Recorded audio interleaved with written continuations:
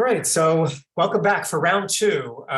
Here we are again. So for folks who are joining us for the first time here, this is our second of two workshops that we're hosting with Downtown Crenshaw, and its allied ecosystem partners and organizations and leaders.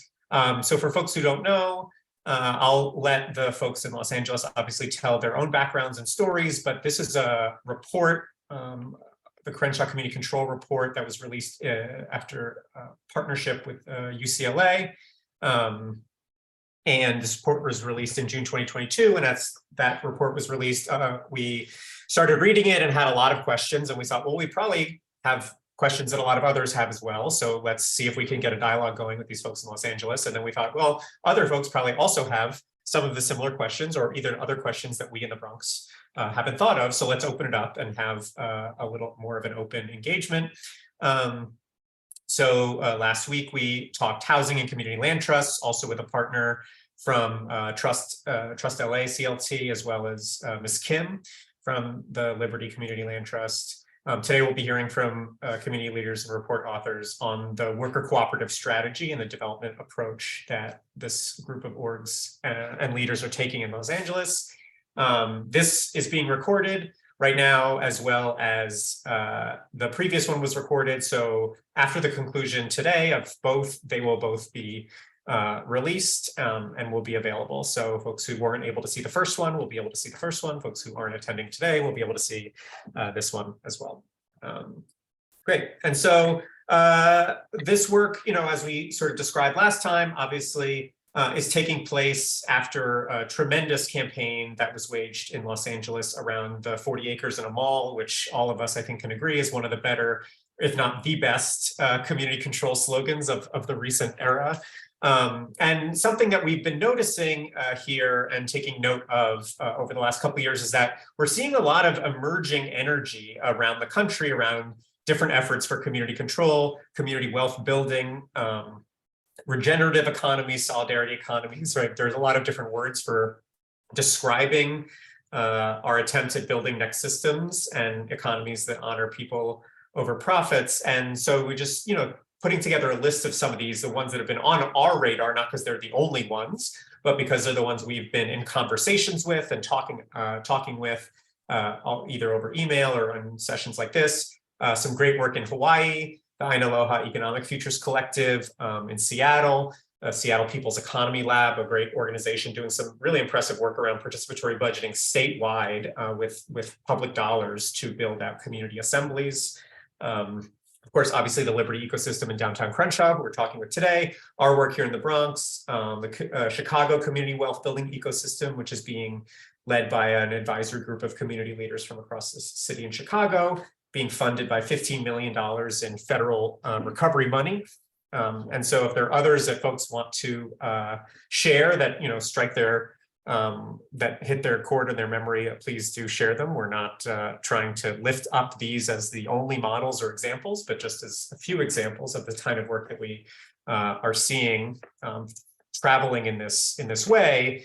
And when we often, see examples like this, these ecosystem builders, these infrastructure builders at a level of a city or a region, this great book written by Mike Menzer from one of the co-founders of the Participatory Budgeting Project, his book, We Decide, is about theories and cases in participatory democracy. And in his book, he goes through and evaluates some of these sort of long-term intergenerational, regional economic democracy ecosystems, of course, like the famous Mondragon and a few others. And after sort of analyzing the things that they share and have in common that make them successful, he kind of dilutes them down to a few different core components, right? And so some of these seem obvious, but the ways in which they get built over time are essential. Of course, obviously, the role of finance, so having something that's really deeply coordinated from a financial perspective, like a bank. Obviously, Mondragon has its own bank, a university, research center, or some kind of other mechanism for training and developing leaders, developing skills, developing analysis, evaluating progress over time. The role of research and educational institutions is critical. Some kind of coordinating entity, as we start to see, and I think all of us working in our different neighborhoods and regions and cities can attest to this, things get complicated very quickly in economic developments, and and community organizing. And so having a sort of separate from just relying on government to provide that kind of coordinating function, to have a movement-led or sort of non-governmental coordinating entity to help keep everyone apprised and to coordinate network and build power, economic and political power together. And of course, one of the things that's often missed out on when we think about economic development that Mike Menzer's book is really good about saying is that you also need a really strongly rooted social movement or cultural movement that is multi-issue and adaptable over time. And this is something that often gets left out of traditional economic development, but for us, trying to build new economies that are grounded in community wealth, grounded in community control, grounded in solidarity and cooperation, having grounding in community leadership and social movement and community organizing is absolutely essential to sustaining the hearts and values of these efforts over time and their power. And so just to show what this looks like visually, right? This is for us at the Bronx Cooperative Development Initiative, this is our kind of visual documentation of what we see as the network and the infrastructure that we're trying to build, right? So some of this is economic infrastructure, some of it's learning and political power, financial planning and policy, right? So some of these core infrastructures are modeling out some of these types of things that we're seeing. This is the, oops, sorry, I skipped one. This is the visual that the Chicago Community Wealth Building System is developing for their work, also in an early stages right now. I encourage you to visit their website from the city of Chicago, where they get into detail about how they imagine this $15 million from the federal government playing out into the development of this infrastructure for building community wealth in Chicago. Of course, the Liberty ecosystem, which is some of the folks we're going to be hearing from today. So you can see downtown Crenshaw rising, the Liberty Community Land Trust, some of the folks we heard from last week from the Liberty Land Trust, and seeing the infrastructure here being built between spaces for gathering and learning, financial tools and building community economic power, different political organizing coalitions, right? So this is a kind of interdependent ecosystem that we're starting to see emerge across the United States in these different projects. All of this to say, and this is just the final point, is that this mirrors a lot of what the Climate Justice Alliance has organized around over the last several years. A few years ago, the Climate Justice Alliance put together, their vision for their transformational, what they call quote unquote meta strategy. So all the ways in which they see developing their work to change the world in favor of a just transition for climate justice in the United States. These are their 6 strategies for doing it. Fighting back against bad policy, building new systems, changing the rules through policy, moving money and resources, base building to build a bigger base, build a bigger we, change the story through narrative and storytelling about different kinds of economies, right? So you can see all of these different visions and values being inflected throughout the different infrastructures, and for some reason many of them end up being hexagons, so we'll have to do some kind of philosophical inquiry at some point as to why they all end up with 6 circles within circles. And so just before we get started today, just to ground us again, that the downtown Crenshaw folks will be sharing their worker cooperative development approach, and I think this was a quote that my colleague Miru pulled from the report that we'll get to hear more from them today. And then just before we get started, for folks who are here in the virtual room today, and then also on the Zoom webinar recording for folks who are listening in, to take a moment to honor and respect and lift up the work that they're doing in Los Angeles. You can scan the QR code here to donate or follow the link. We'll share it in the chat as well.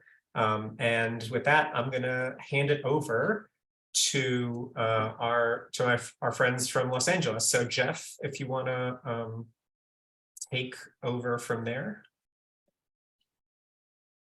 Yeah, sure. Share my screen to just get the presentation up. Hi, everyone. Gus off, one of the student participants in the community collaborative project that we're going to be talking a little bit about today. Let's see.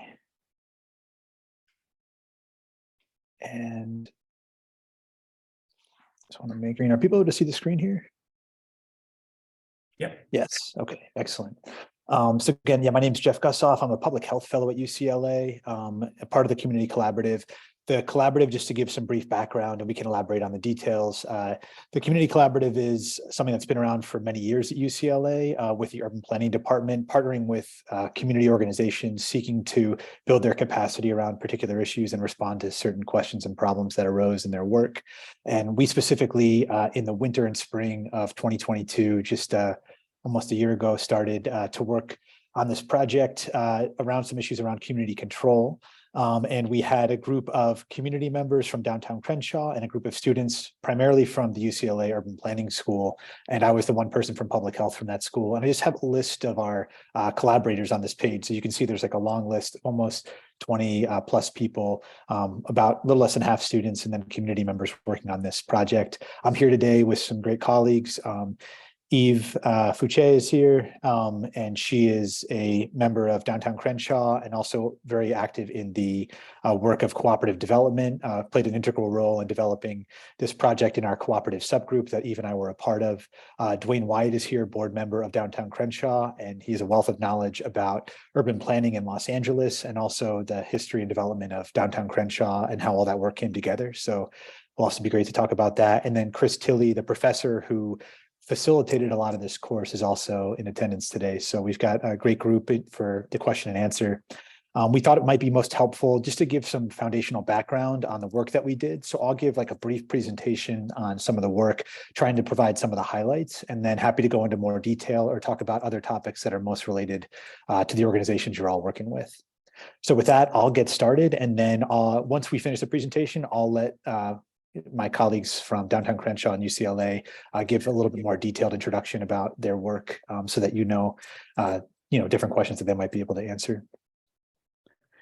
So getting into it a little bit further, the group that was part of the community collaborative, we called ourselves C3, which stood for Crenshaw Community Control. And that relates to the three main goals that Downtown Crenshaw brought to this project. And the first one was to establish a community plan.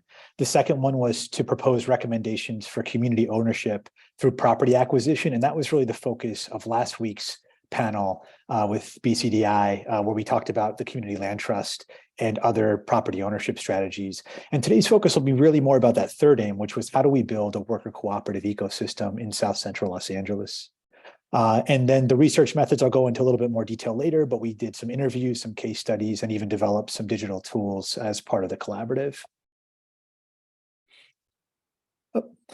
So just to provide some very brief background, and we can elaborate much more on the Crenshaw context and the South Central context later, but this is just a map of the city of Los Angeles, kind of zoomed out on the left side, and then on the right, you can see it zoomed in, and the darker kind of orange-red color is focusing on the predominantly Black communities in Los Angeles. And currently, those communities are really centered around the area where Downtown Crenshaw does its work, so in Crenshaw, Leimert Park, Hyde Park, and the surrounding areas.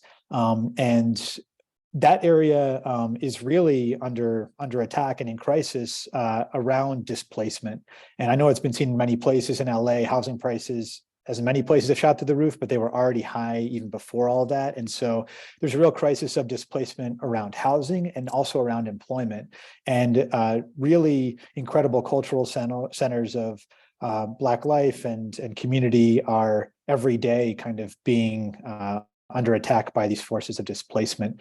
And so when Downtown Crenshaw was, they've been doing a lot of work that, they can speak more to later. But in terms of this project, they said, hey, how do we develop some tools from the urban planning toolkit, from community development toolkit to create greater levels of control and ownership over property and our businesses to fight back against this daily crisis of displacement. And so that's the context in which this work is happening. And we're happy to elaborate more, and others in the group who are more familiar can elaborate on that context and history as well.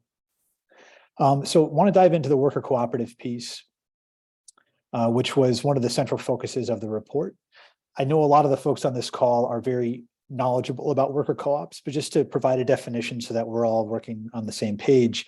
When we talk about worker cooperatives here, we're talking about values-driven businesses that are jointly owned and democratically controlled by their workers under a one worker, one vote structure, where member owners share the enterprise profits. And we really focused on the idea of a worker cooperative ecosystem. And just to kind of also define what we meant by that, we see the worker cooperative ecosystem approach as a way to develop a constellation of worker cooperatives and support organizations and resources. So not only just developing single worker co-ops or even multiple worker co-ops, but also making sure that there's technical assistance, there's funding and financing, there's education and outreach around cooperatives, there's institutional purchaser supporting cooperatives. All of these support entities are being developed to maximize cooperative impact and to maximize transformation of the local economy. So in short, an ecosystem is this constellation of both cooperatives and support institutions and resources that we're trying to develop in South Central Los Angeles. And so when we went down to write this report in collaboration with the downtown Crenshaw community members and the UCLA students, we sat down and thought, well, what are the real goals and reasons that a worker cooperative ecosystem is going to be important in this context of creating Black self-determination and fighting back against displacement and building wealth? And so we focused on kind of four main aims. One is sustainable, high quality jobs. So we know that a lot of jobs now, there's a lot of gig work, there's a lot of lower wage jobs, there's a lot of low quality jobs that are in the community, and a lot of lack of employment opportunity. So really a focus on creating jobs that are sustainable in two senses. One, environmentally sustainable, so making sure that these are in line with our goals as a broader community to keep ourselves and future generations healthy and prosperous, but also sustainable in the sense of this next point of being resilient in times of turbulence. So we know that worker cooperatives, when they've been studied in different parts of the world, are much more resilient to changes in the economy, even to things like COVID. And that's going to be really important in a space where people are really relying on these businesses, both the workers and the customers. Third, a big focus of downtown Crenshaw's work generally and the cooperative work specifically is Black self-determination. And we felt that cooperatives were the business form that really put Black self-determination into action, and drew a lot of inspiration from the work of Jessica Gordon Emhart and Collective Courage and this long history of Black self-determination through cooperative businesses. And then finally, a real important focus on wealth building, making sure that these jobs not only created good income, but also created real wealth for communities that have often been excluded from wealth building opportunities. And so this is, these have been some of the focal points when we're thinking about, is the project successful, or how to make decisions within cooperative development. These are really the areas that we wanted to focus on. So just to briefly touch upon our research approach, we really took two approaches. One was to do what we called an actionable literature review, and the other was to conduct interviews. And the actionable literature review, just wanted to kind of emphasize, I think a lot of times in academics, we think about everything that's been published in journals and want to make sure that we synthesize that. But we know that a lot of the best cooperative literature are things like reports, are things like in the so-called gray literature, or things that have been case studies that have been done. So we focus a lot more on those things that are much more practical, telling us kind of step-by-step how to go about financing cooperatives, things that talked about cooperative conversions and the nitty-gritty of that. And then just different kind of academic pieces as well that provided some of the theoretical framework to understand this, but always with an eye toward implementation and action.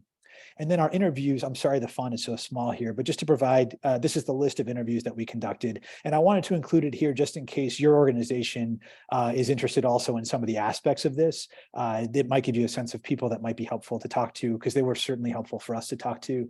And just to briefly summarize, we had about half of our folks we talked to were LA-based people who could talk to the LA small cooperative scene that currently exists, or LA community development organizations that could speak to the possibilities for cooperatives.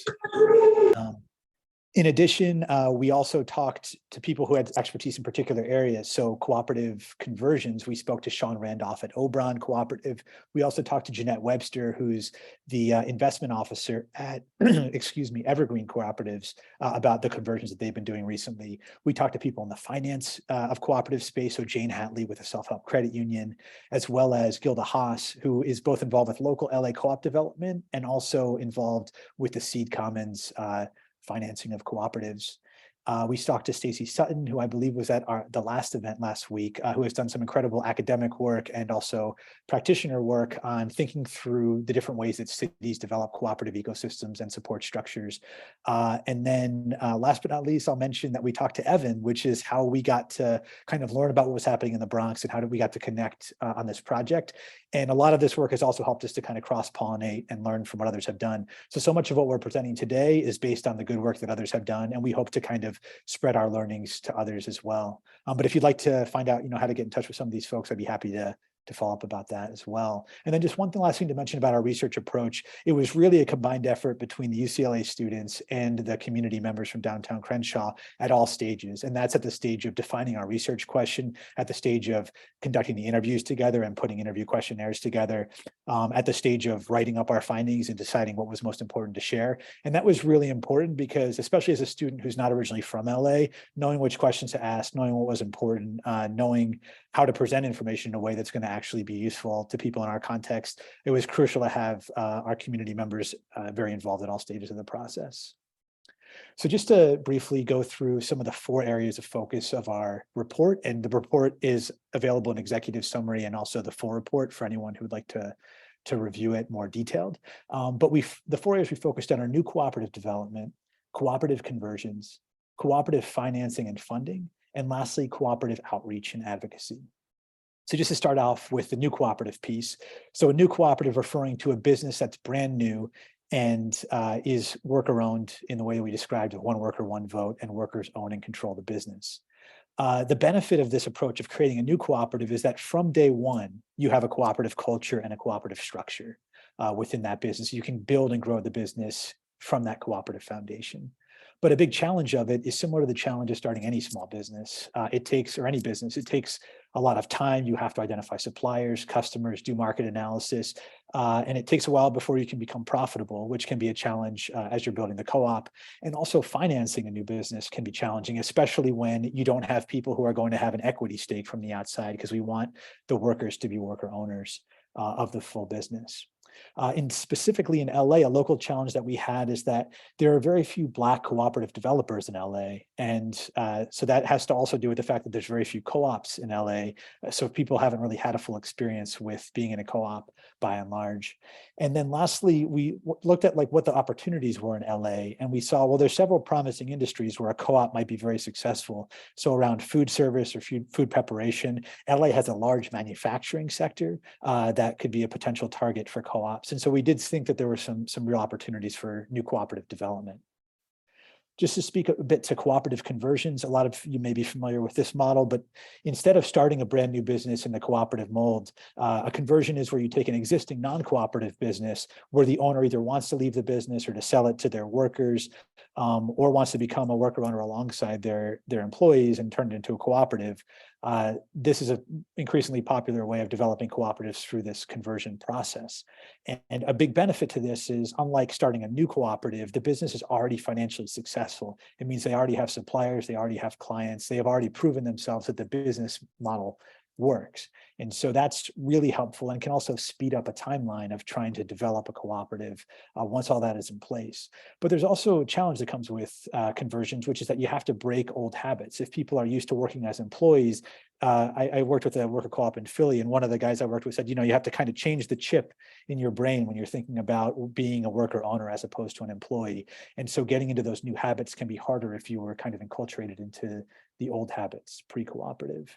Specifically in LA, when we studied the area, we found that one of the local challenges is that a lot of the businesses that were potentially could be targeted for conversion or would be interested in conversion were what were called micro businesses. So they would have 2 to 5 members. And while that can be important and helpful, while that can be helpful to have those businesses be cooperatives, to invest all the energy in creating a conversion for a business with just 3, 4, 5 people might not be as impactful as having a larger business opportunity. So one of the things that Sean Robinson from Obron and others had suggested is, if you can find a few small businesses, if it's a barber shop, if it's a small bakery, if it's a very kind of micro business that does a similar thing, you could potentially combine those businesses and have a conversion that develops some of that economy of scale and has a little bit of a broader impact. Just to touch quickly on funding and financing, and just our group thought about funding as kind of the grants, the business support, technical assistance, and training that goes in developing cooperatives. And then we thought of financing as what finances business operations? How do you raise capital to actually run the business? Usually through loans, but also through things like crowdsourcing and community public offerings and other methods like that. And the benefit is that there are a variety of sources that can be drawn on for funding and financing in theory, but in practice, a big challenge is that most of those sources, whether they be foundations, whether they be nonprofits or public entities or banks, are just not that familiar with co-ops. And so the products and the services they develop and provide are often not great fits for cooperatives, or there's ways in which you have to take extra steps and confront extra barriers in order to get that financing or funding. And that was true in Los Angeles as well. And so we realized that in order to actually effectively get funding and financing, we had to educate these different entities, whether they be banks or foundations or small business development associations, in figuring out how to let them know what cooperatives are about and why they were worth investing in. But in terms of local opportunities, I mentioned briefly before, the Seed Commons, which provides non-extractive funding for worker-owned cooperatives, has a chapter or a branch in Los Angeles that is doing cooperative financing, which is a very helpful resource, both to get funding from and also as a model for other places. And then Self-Help Credit Union, which has a long history of supporting cooperative efforts, does have a branch in Leimert Park where downtown Crenshaw does its work and was interested in partnering in this way. And then finally, I want to talk briefly about outreach and advocacy. So when we think about outreach, when we thought about it in the report, there were really three different levels of outreach we thought of. One is outreach to worker owners. So basically making sure that there are people that want to be worker owners in the cooperative entity. And without that, there's no cooperative. So really a fundamental outreach to those who want to go through this process of developing a cooperative. Second, identifying clients. So, part of that is traditional marketing work that you would do as any kind of business. But with co-ops specifically, we think about institutional purchasers. Some of you may be familiar with kind of the anchor institution models where we look at, the eds and meds, the universities and hospital systems and say, hey, you're nonprofits, you should be investing and purchasing locally from value-based organizations. And so trying to get some of those entities to be purchasers from the co-op. And then finally, the outreach that we want to do is toward policymakers, because we know that the landscape for cooperatives is very challenging. The finance world, the policy world was built for non-cooperative firms. And so co-ops without any changes in policy are at a real disadvantage, and they're trying to do a lot in competing with these non-cooperative firms. And so it's really important to get policy changes, to get support from lawmakers, to make sure that cooperatives are actually able to compete and grow in a landscape that actually supports their growth. So the benefit of taking this approach, the three-pronged approach, is that you can really develop some co-op capacity and make sure that the environment that the co-op is in is favorable toward growth. But a big challenge of this is, again, that all these entities, whether it be potential worker owners or potential clients or buyers or policymakers, just don't have a lot of background in worker ownership, particularly in the LA area.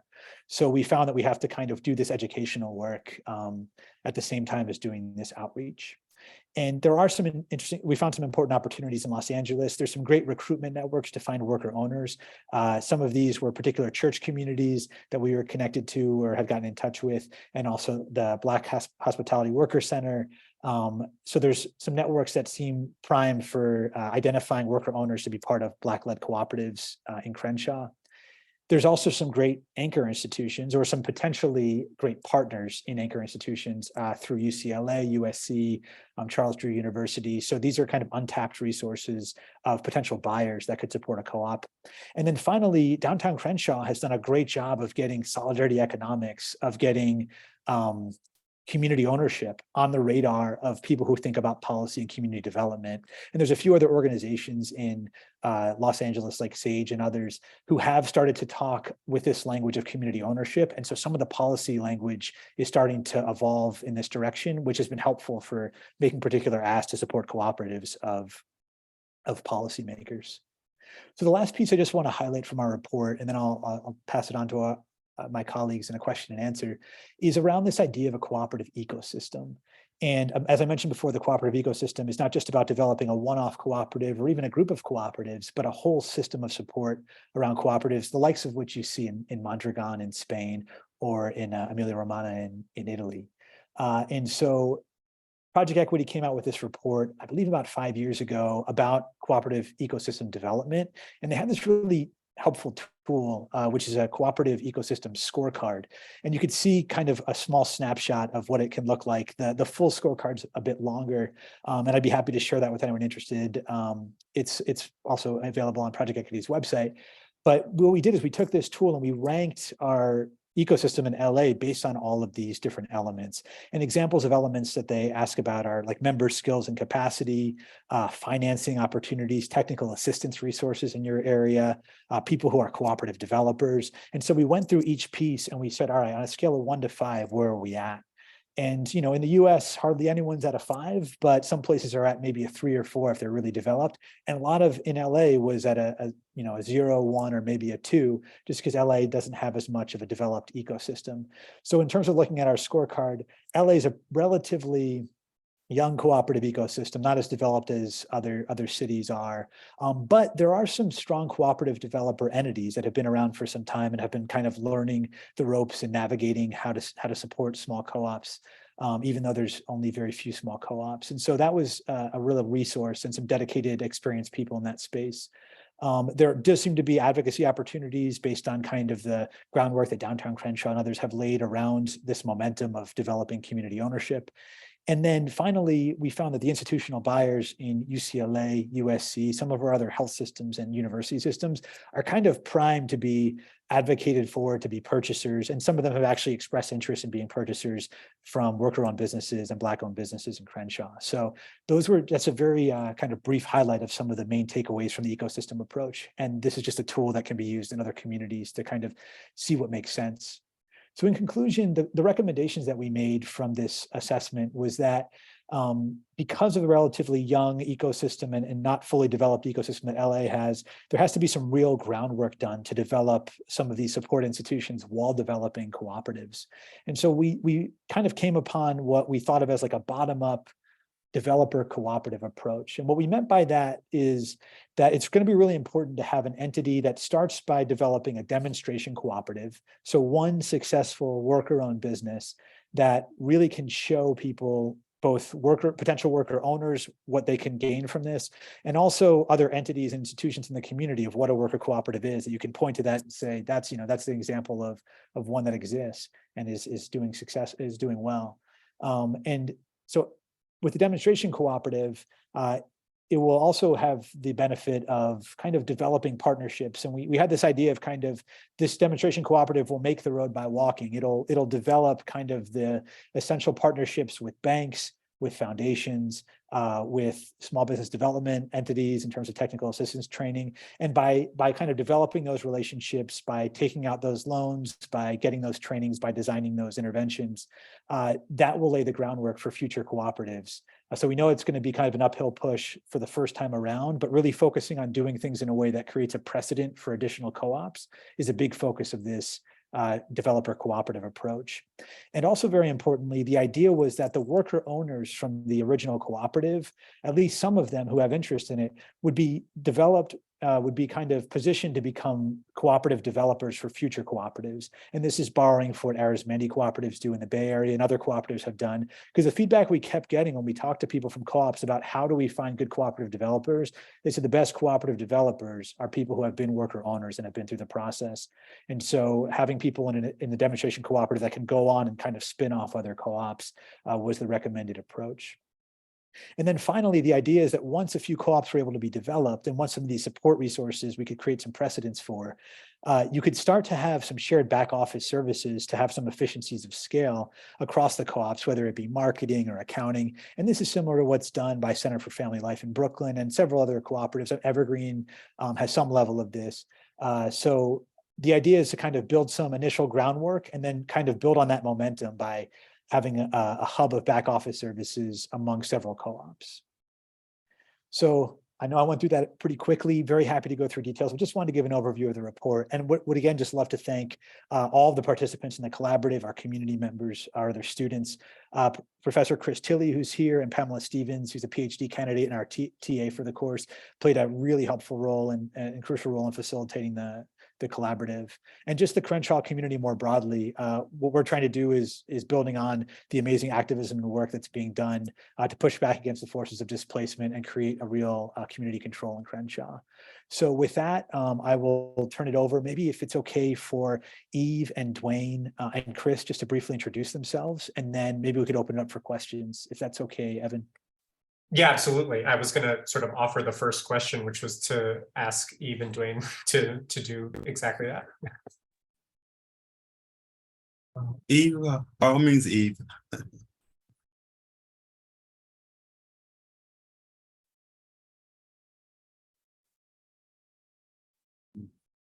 Eve, are you there? There we go. Okay. Hi. Sorry about that. A little under the weather. Hi, I'm Eve Fouché, a native of Los Angeles. I was a part of the Crenshaw community. Was just really excited to be a part of it and to share my knowledge about what I've been noticing and experiencing throughout the community. And, was just really excited that the UCLA planning students can help us come to some solution. So, yes. Dwayne Wyatt, I'm a former city planner. I was the Crenshaw planner at one point, and I did 32 years in the planning department. Certainly during that time, I had a lot of occasions to interface and work with community organizations, community groups. And upon retirement, I continued to do so.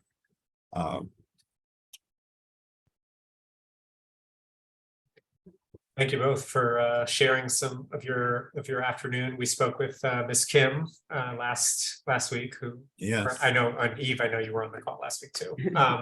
So yeah, if I've, of course, plenty of questions, but I'll yield the floor if folks want to either just raise their hands or come off mute. There were a couple of questions noted in the chat about the ecosystem scorecard, Jeff. Maybe we could just do that. And if folks have other questions they want to just raise their hand to mention from Pavel about, does the ecosystem scorecard apply to health and life sciences domains?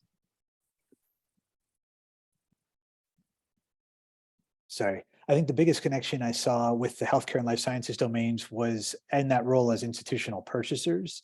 So thinking of them as anchor institutions who could potentially buy from a co-op. In terms of those domains as sources for co-op development. So for example, a healthcare cooperative of, home healthcare or other types of co-ops, that's certainly something that you can think about in the domain. And then that's actually an area that we looked at specifically. We talked to Ray Crisatello, who developed a healthcare staffing cooperative model with SEIU UHW. And we looked kind of locally, and there are some specific educational resources around that. So I think that from the perspective of healthcare as a type of co-op, you can kind of focus the scorecard and go through each thing, thinking about what are the technical assistance resources around healthcare, business development, what are the financing opportunities around that, to which we did a little bit.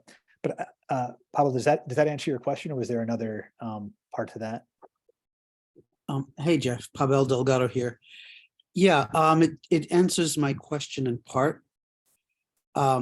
One of the things that's rattling around my head is I wonder what let's say a high tech or a biotechnology co-op might look like. Something that has very high ROI. And it's something I've been thinking on for a couple of years now. Yeah, that's a great question. And it's something that we've been thinking about that isn't quite in that space, but it's similar, is kind of thinking about high-tech manufacturing and something that has kind of intellectual property attached to it. Because one of the big kind of suggestions we got about developing kind of high return on investment or areas that you could kind of maintain high profitability would be if you have kind of a patent or intellectual property that the co-op would own, as opposed to being some kind of outside investor. And so I guess some of the models that we looked at for that are like university partnerships, and seeing some of these places that are generating patents and trying to commercialize their work would instead turn to a co-op that's kind of in the community developing it, as opposed to venture capital or private equity or some of those other players. So I don't know if that speaks exactly to the space you're looking at, but that's kind of a direction that we went in terms of thinking about like high ROI, kind of higher tech or technical skill areas. Yeah, in terms of model, it does, possibly different industry, obviously. Exactly. But yeah, is there anything I can read or any folks I can speak to sort of edify myself in the area? And I'm already hip deep with BCDI. Gotcha. Someone just looks like Michael Brennan added to the chat one resource, but I'll think of some others that may be relevant to you, and I'll try to put them in the chat. And specifically, it sounds like around healthcare, life sciences. Is that right? Yeah, that's my forte. I come out of the biotechnology pharmaceutical field. Perfect. All right. Thanks so much. I'll try to add some things as I think of them. And if others Thank you. know it, please continue putting in the chat. Thank you. Thanks for the kindness.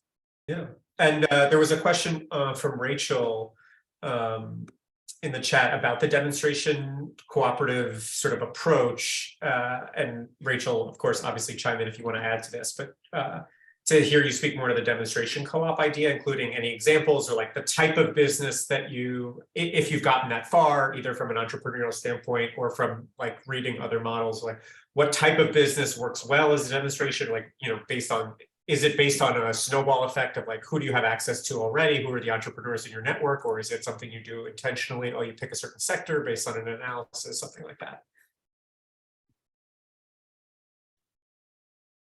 Eve, you want to address that? Can you repeat the question? I'm sorry. Yeah, Rachel, maybe, do you want to repeat? I mean, it's your question, so I want to phrase it. What's up, Evan? I love how you added and Okay, thanks. that was great.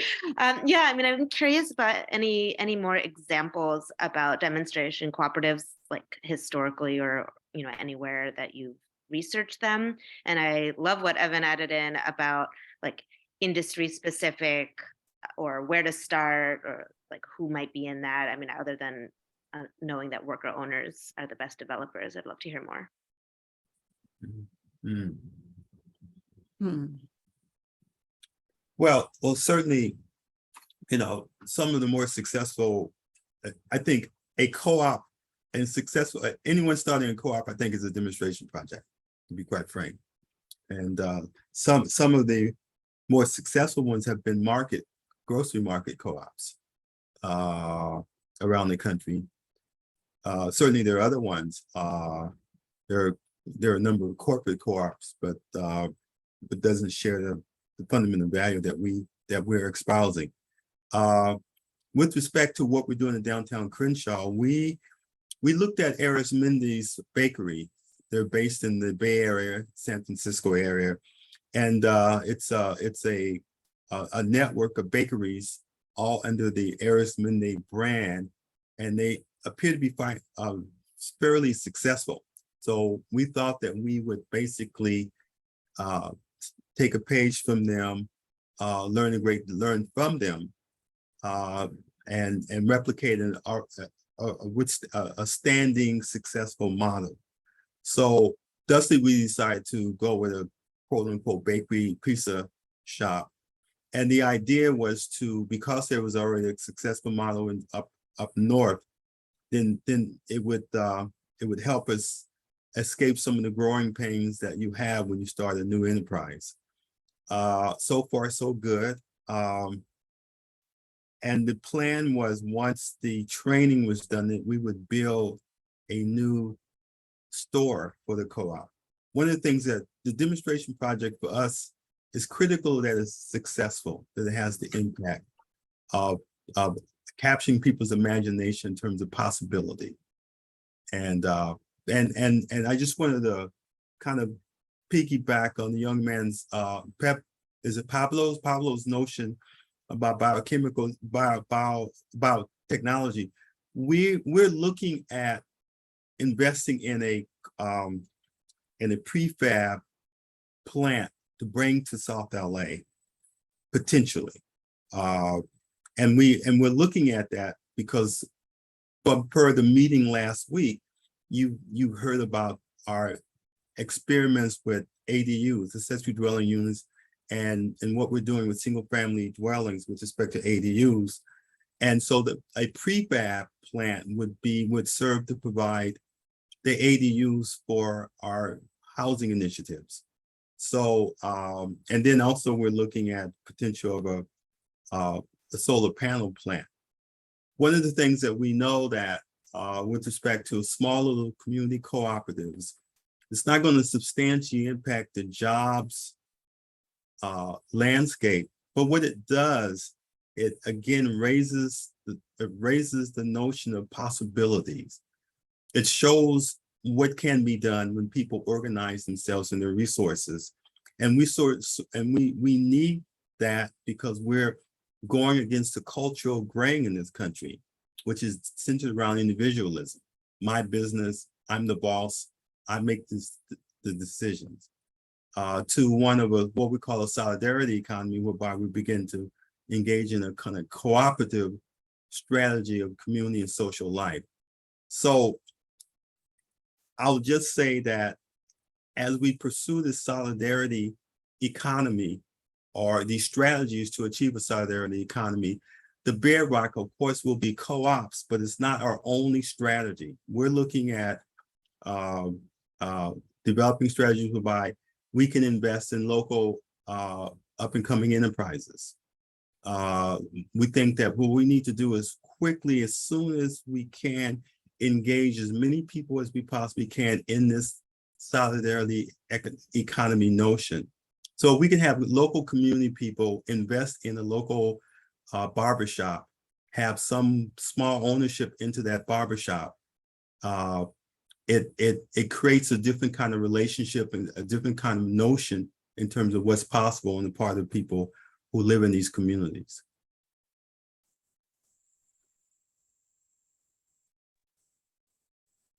If I may make a comment, if that's allowed. Please. I guess a bit on a personal note. I grew up in the South Bronx, and I came of age during crack. Before that, I lived in Spanish Harlem, where left, right, and center, there was someone, heroin was the thing, and there was someone with a needle in their arm. I grew up in a violent home. I was making rubber stamps in a rubber stamp factory before someone approached me to go to school. I didn't think I had a serviceable intellect. Went to school, ended up winning a scholarship for biology. They put me in a program, I applied to a program, Minority Access to Research Careers program. I'm Puerto Rican, my mentor was Cuban. And I knew he was the real deal because every time he'd microwave his lunch, it smelled like home, So I say all that to say this. I moved ahead with my career. My career has taken me a lot of places, and I've done well, and most recently have established a business. And I've been talking since the pandemic. I've been thinking of sort of redeploying, recasting my business. I've been talking to Mike about this for a while. And I have in mind the following. When I was a kid, a lot of the, what became available to me as a kid was a lot of technical training and workforce development.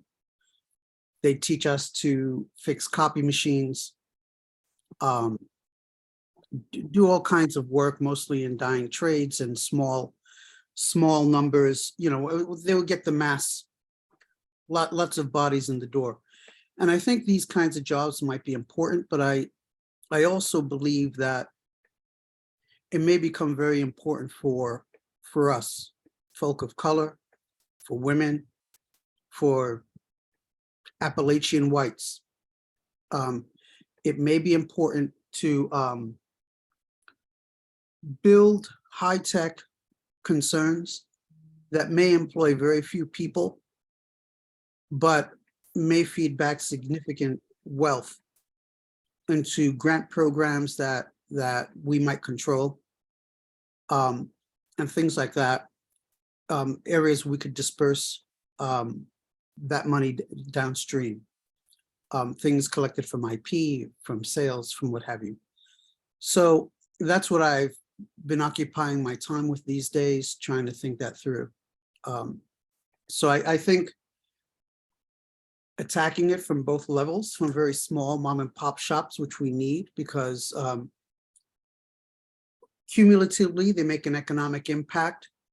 Socially, they retain the character of neighborhoods, and they resist displacement of peoples, which is extremely important. But there've got to be areas where, you know, the revenues are several, you know, multiples upon multiples of what a mom and pop shop can deliver back to the community. How to do that is my question. Thanks. Yeah, that's I mean, that I think that has been a percolating dynamic in the US, where a lot of the sort of like low barrier to entry businesses and businesses that are often and commonly found in like urban services are the places, in other words, quote unquote, where people are at, versus the like high capital intensity, intentional development, the sort of ecosystem models that a lot of us have been talking about over the last, you know, whatever few years or so, that model the kind of like, you know, high tech or like more, you know, capital intensive with government support or other forms of like, you know, research backed, et cetera. Yeah, we've started using internally the phrase high value and high road. So high road is about improving jobs that exist already in communities through worker ownership. High value, doing sort of, Pavel, what you're describing, which is the work of, you know, right, it might not be 100 people, but it might generate significant revenue streams. And so, yeah, this is sort of and I heard in what you were saying, Dwayne, also too, like the, you know, combination of those approaches, right? So from bakeries to solar installation to, you know, factories and building on Los Angeles's manufacturing legacies, like there may be longer term development timelines on some of these types of efforts, but to keep those balanced in mind. I wanted to just go back quickly, and maybe this is for, yeah, I guess Eve and Dwayne too. This question from Abe a couple of minutes ago, which I think really speaks to sort of the way in which this worker co-op development approach is grounded in the larger, you know, that ecosystem, that network of circles within, you know, all connected to each other in the Liberty ecosystem. I'm curious, you know, just obviously, Abe, you know, if you want to re-ask your question or just expand on it from the chat about the way in which all of the different stakeholders are communicating. What does that look like on the ground every day? What are the meeting spaces? What are the channels of communication? How are all of those circles in the abstract, you know, what we showed on the screen, the Liberty ecosystem, how are all of those circles playing out on the ground? Because obviously, you know, it's a big city, you're in all different places, you know, scheduling a meeting and this and that and the other thing, we all know how hard all of that stuff is. Well, I'll share a little bit and then Dwayne can expand. So as I mentioned, I'm from Los Angeles. I was a small business owner in the restaurant business with my mom for many, many years. You know, we had a lot of notoriety. The community supported us, celebrities supported us. And, you know, we had about 5 to 15 employees. And of course, with a small business, hormone-free relationships with vendors and farmers. And of course, with a small business, we were unable to offer healthcare, you know, and you guys already know the story. So this kind of led me into the co-op model because, you know, after going to Small Business Association, you know, institutional banking, there was even a worker pilot program with the Urban League. And there was just like, no, you know, we were unable to grow our businesses. And I have a lot of relationships with many people in the restaurant business. So, you know, after we closed down, I went around to them to say, hey, what's going on with you? And we all had the same issue. So as this UCLA program came up, And, it was with the city and the community, and the planning department was like, okay, this is a solution. So for me, I was really excited to see, can cooperatives, figure out a solution to the problem that a lot of Black businesses, whether it's in the food industry or the hair care or whatever, could solve. And so that's when I came into this project. And in terms of, on the ground, so, we've had to start, from the beginning to get educated. We're creating a co-op academy, learning from Jessica Nimlar's book, the long history of Black cooperatives, learning sociocracy training, to how to, deal with differences of opinions. And, there's not, one vote, everyone has a say-so into this. So in terms of where I come in and what I'm doing on the ground is some of the preliminary work of understanding how co-ops work, because I'm very new to the co-op world. I've only been exposed in terms of a bike co-op or a grocery co-op. So again, getting the academic understanding and then training to work with a core. There's about, I think, 7 or 8 of us just working week by week in terms of just kind of learning and, trying to figure out as best as we can and pulling our strengths to come and to move forward. So I'm on the ground, separate communication. I have no communication in terms of like what they're doing on the other side. So Dwayne could speak to that a little bit more.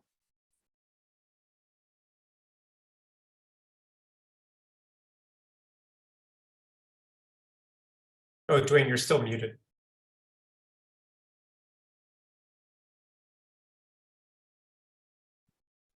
Thank you. Sorry for that. Each entity on the ecosystem has its own board. And so we interface with a small, very small administrative staff. We have one executive director and an assistant, and I think 2 consultants. And they help interface with all the boards. We have something we call Sankofa. When we were vying for the mall, we had created an option whereby individuals could join the effort by $5. So we have about 1,500 members at this point, maybe 3,000 members. And so we have Sankofa meetings every Wednesday on Zoom to keep our members updated. So that's how we interface with the members, and the boards are interfaced on the Zoom meetings monthly, and then we certainly meet with our executive staff, Damien and his people. Yeah. So that's how we kind of make sure that everyone's at least abreast of what's going on. Great, thanks. Thank you. Next up, we had Michael. Michael.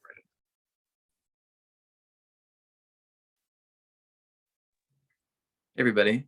Hey, Mike. How's it going?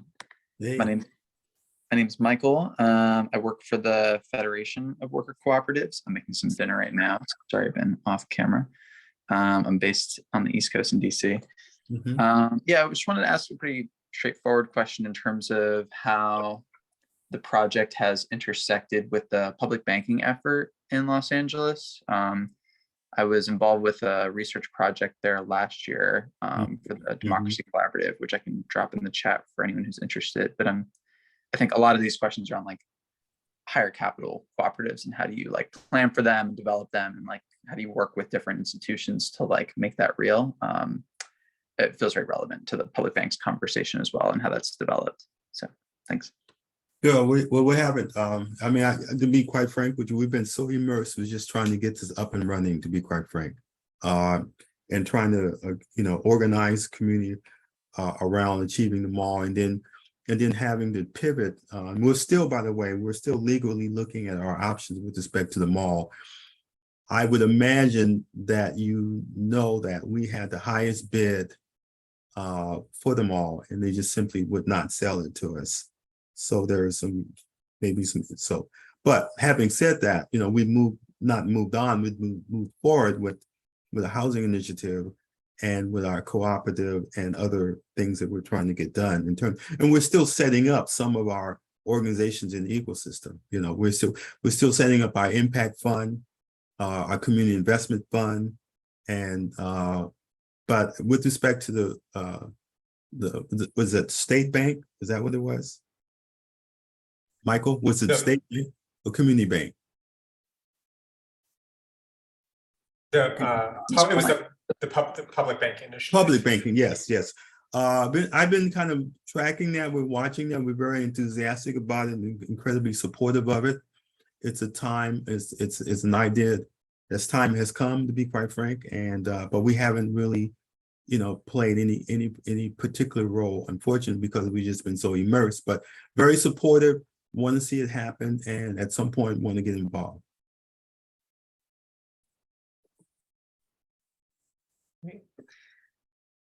Other questions from folks who haven't piped up yet? If folks want to write in the chat or just chime in. Yeah.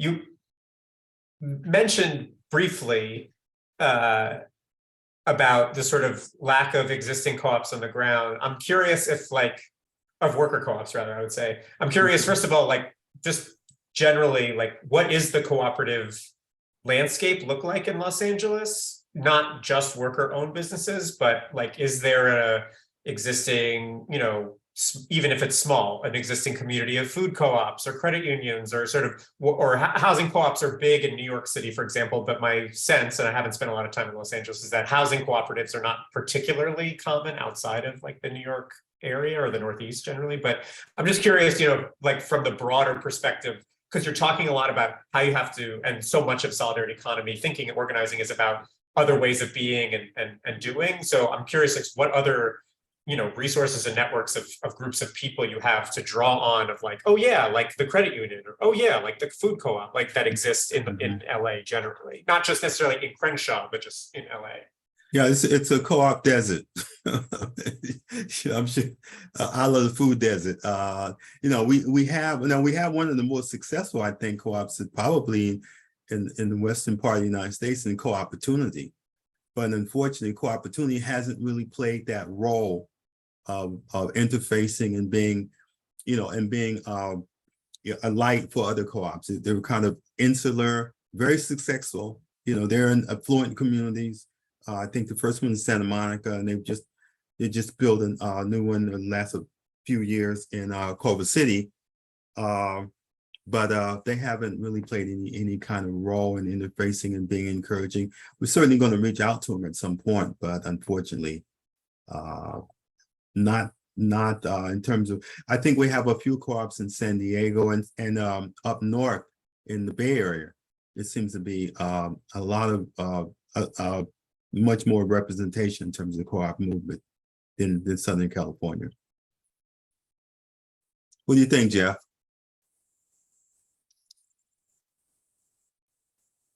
I was going to say the same based on, you know, I'm newer to the area, but when we were doing our research, there are some really incredible small co-op businesses that have, but they're often very small. And there's been some amazing efforts with the car washer group, and then Nikki O'Cook with the RCO tires. So there's been some really phenomenal experience and wisdom that's been gained from kind of these cooperative efforts in LA, but we don't have a critical mass currently to really build off of. As Dwayne was saying, the co-op desert is more of the landscape.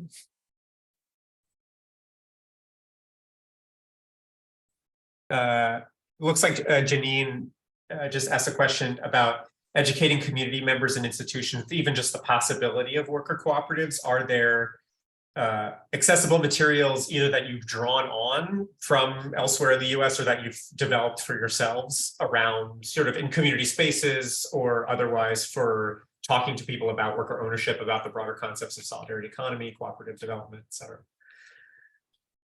Well, I think I'm sure they've developed some materials. Our thinking is that, I mean, we've talked about co-op development, our strategies, doing our San Cooper Wednesday meetings with our members.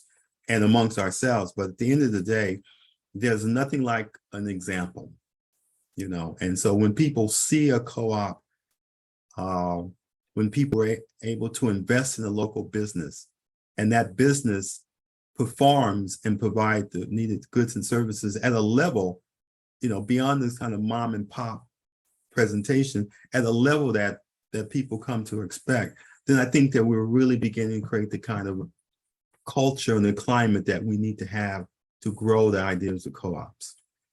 And until then, it's an interesting idea. It's a theory for a lot of people, but we continue to talk about it, for sure.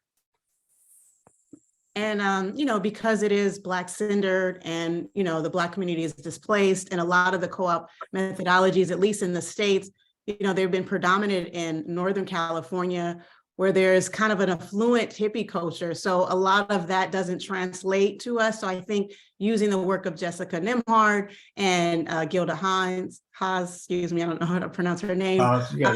Yeah, we're just kind of creating our own model, and hopefully we can have our own academy within Sankofa and downtown Crenshaw. And then, like Dwayne said, using the bakery as, a show and tell. This is where you can learn, eat, and see cooperative working for the community.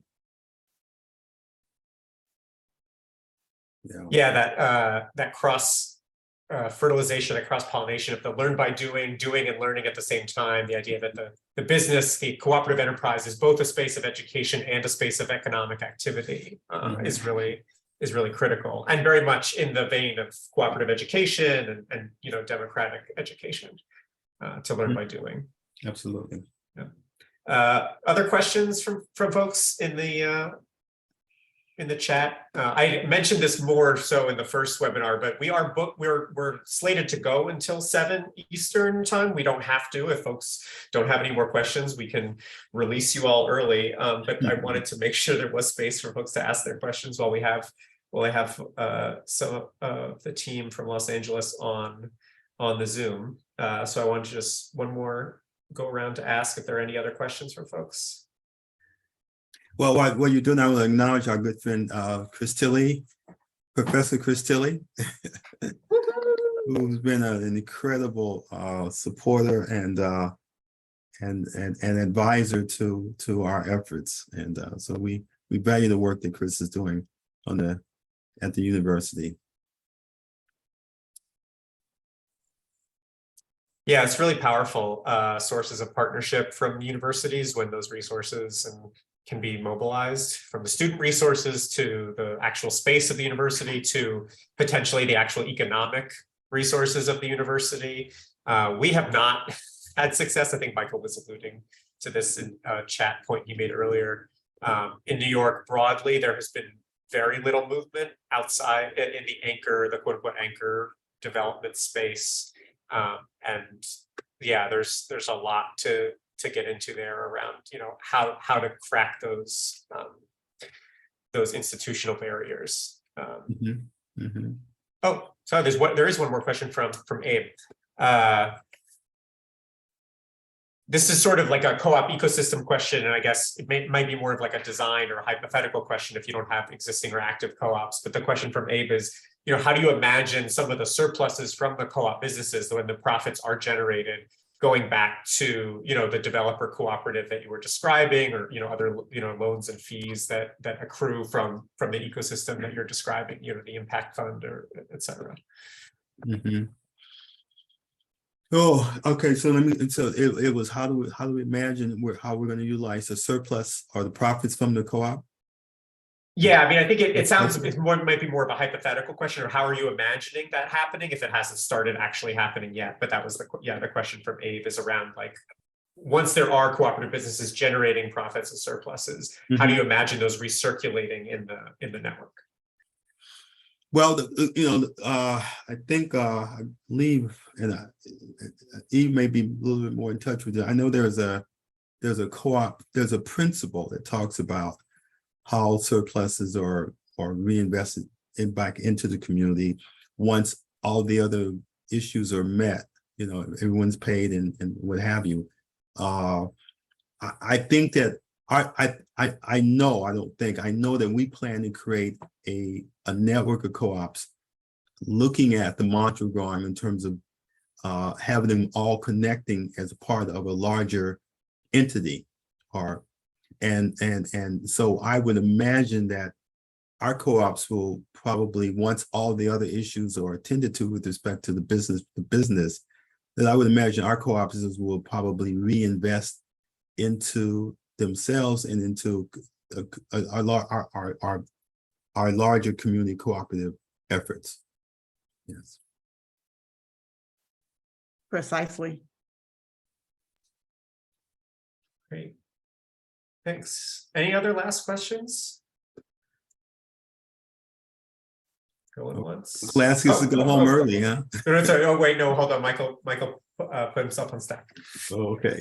Yeah, I just wanted to just add on. I was actually fortunate 2 weeks ago to visit Mondragon, and we got a presentation on their profit sharing system. So I thought I could throw that in if that's helpful. That'd be great. Beautiful. But there's like a few steps they take to doing it, where they look at their gross profit and they pool the results of that across the co-ops within a division. So there's like 14 divisions within the Mondragon system of like grouped by different industries. And then once they pool that, they take 15 to 40% of it, depending on what they decide. And then they allocate that. About half of it goes towards the investment fund, and then half of that goes towards the nonprofits for within the Mondragon system. And then after that, they pay their taxes, and then they individually figure out what they want to do with their net profits within the individual cooperatives. Just as an example of like what you could do, since it seemed relevant. That's a really great quick breakdown. Thanks, Michael. But that's also a great example for to see, the way that policy enables some of these things. So in order for those things to take place, you have to have policy that allows for certain types of indivisible reserves to be pre-tax or to either bypass certain taxes, so that those decisions can be made before taxes are taken. And so these are the kinds of things that have started to get worked on in bits and pieces in certain states, but are not uniform for cooperatives, at least. There are more uniform federal regulations around ESOPs, which have been in existence since the 80s. Around employee stock ownership plans, but for cooperatives, there's no standard form that we can all look to. Is like, this is how cooperatives distribute or internally share surplus and revenues and so forth. Yeah. Any other last questions?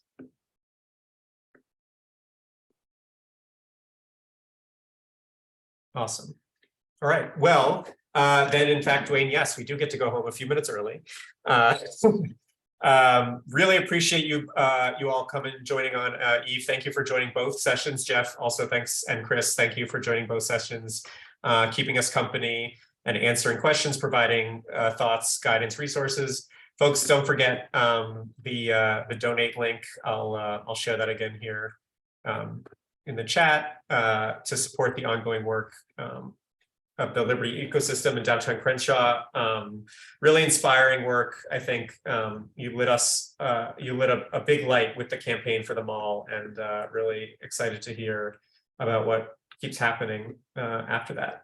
And yeah, thanks for taking time for us. And yes, Yoni, the recording, yep, will be sent out to everyone. In fact, both recordings will be sent out to a list that includes everyone who registered for either one or the other. So if you didn't register for both, you'll get both anyway. And yeah, that'll process and we'll send it out early next week. Well, thank you. And thank you for your interest. And, we certainly look forward to hearing more about the work that you guys are doing. I'm certainly want to know about what other organizations that are doing around the country. I think this is it's a movement, and we understand that we're not by ourselves. And so we need to reach across the state and share. And so thank you, you and the class. Jeff, you did a great job. Thank you for your presentation. And we look forward to other kinds of events like this, so we can share. Yes, and Great. I want to say thank you as well for having us. And also, I was looking on your website and Instagram, and I see a great, the way that you guys market and brand, because I think that's really important to get people interested in cooperatives and working together in Susu. So the way that you're marketing and branding, I think it's very it's grabbing people's attention. And, I kind of come from that background as well. So I think you're doing a great job with that. And, collectively, if we can all create a Mondragon and work across nationally, I think that would be great. So thanks for having us and keep doing the important work. Absolutely. Great. Yeah, thanks, Eve. Yeah, so thanks, everybody.